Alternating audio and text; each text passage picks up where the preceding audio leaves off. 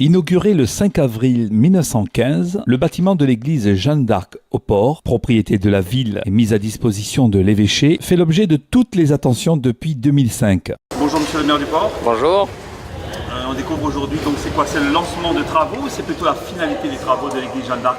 Alors on est en plein milieu en fait, on a déjà lancé les travaux depuis quelques mois et on est sur la réalisation de cette toiture, du faux plafond, l'isolation et l'installation des luminaires qui vont venir aujourd'hui compléter les travaux de rénovation de cette église. Donc tout se fait à l'intérieur et on va améliorer notre accessibilité pour les personnes à mobilité réduite. On va refaire un ouvrage, c'est-à-dire l'escalier d'entrée de l'autre côté, en bois.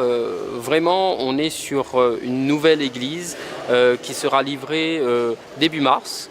Et aujourd'hui, j'ai voulu faire ce point d'avancée des travaux puisque j'ai demandé au service de faire en sorte que l'église puisse être ouverte le 24 et le 25 décembre pour accueillir la messe de Noël. C'était comme au départ le constat par rapport à l'état de cette église? C'était sa vétusté, son ancienneté?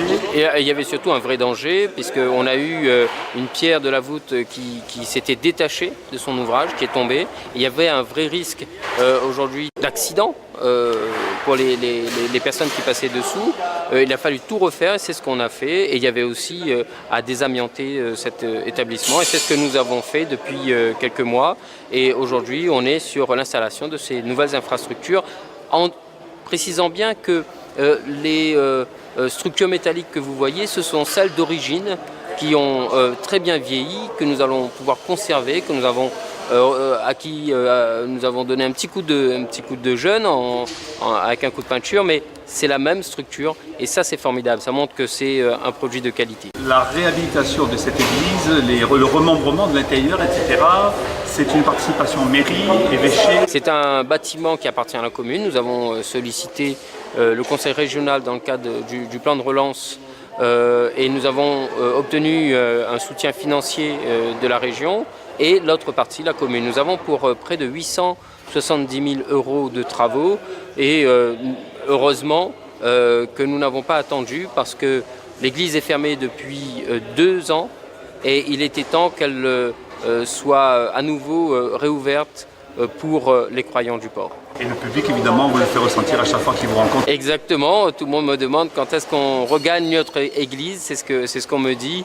Et je pense que nous n'aurons pas à nouveau de difficultés pour remplir cette église parce qu'il y a une vraie ferveur des jeunes, notamment, vers la religion chrétienne. Et je pense qu'il y a là des relais et des repères que ces jeunes recherchent et qui retrouvent dans la religion, les religions. Et c'est tout à fait naturel que nous ayons à lancer la réhabilitation de cette église qui est propriété de la ville.